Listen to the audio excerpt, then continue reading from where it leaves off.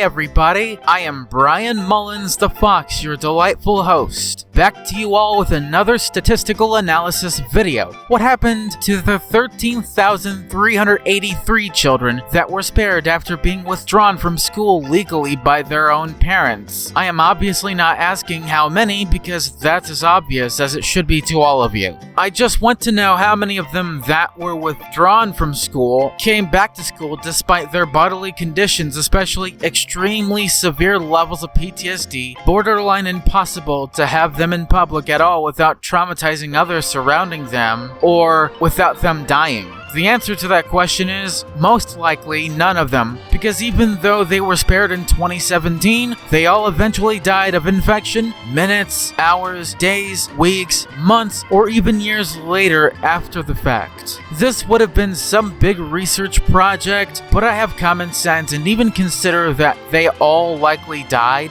anyway. The big difference is 13,383 is the same number of children that were spared as it is also a death toll in its own right. Not at all adding to the roast game death toll regardless. Stay tuned for one of 2024's upcoming major events on my main channel called Among the 13,383 Children, because all the other info that I have then established for that topic alone is scheduled for the time that the event is scheduled. And in that major event of a mini-series, I will be talking about what literally happened to them, like demographics, age, race, gender, religion, and family structure, the aftermath, the trauma, and a few other things along the way. Let's talk about the legality of not just parents having the right to legally withdraw their children during both eras in America for any reason. Despite some laws making public school attendance mandatory, parents still have the legal right to withdraw them from any school for any reason, including social anxiety or even culture shock, which is the same reason why the roast game happened at all, at any time, and never send them back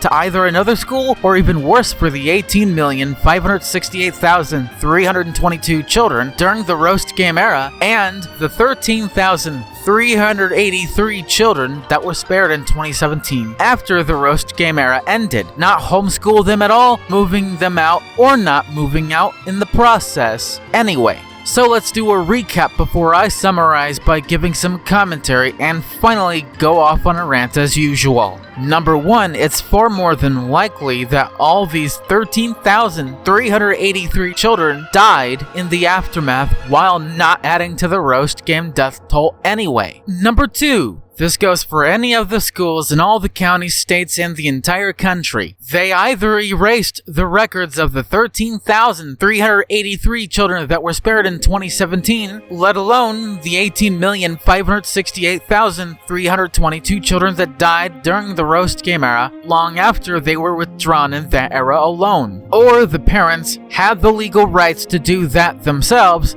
facing no charges of any conspiracy or repercussions whatsoever, let alone any other charges to do with the murder of each and every one of the 18,568,322 children in America. I'll cover Canada next year in the next edition of the Roast Game Awareness Month.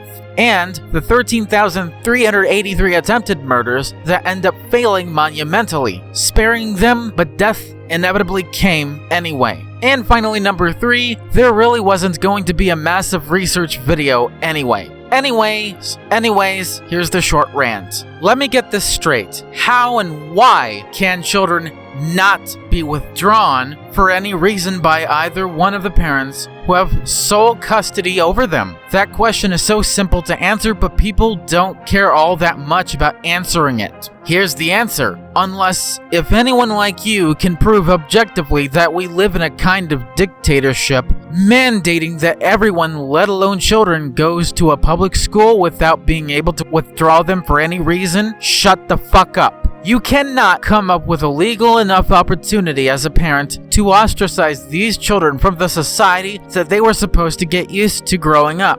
The next commentary/rant edition of the Roast Game Awareness Month will be brief and to the point, talking about many other various minor things. After that, weekend number 4 will be about covering the 2 official roast game debates that took place a few years before debate.org even shut down, and the other 2 after that will be about other things like my opinion on the 2 debates, how it can even it out a little bit more when it comes to the conversation back then. But I can't control time. Time can only go forwards, not backwards. And a bunch of other things after that I like to talk about relating to the topic of the roast game in general in weekend number 5, the final weekend of the first edition of the Roast Game Awareness Month. Until then, I am Brian Mullins the Fox, signing out. See you then.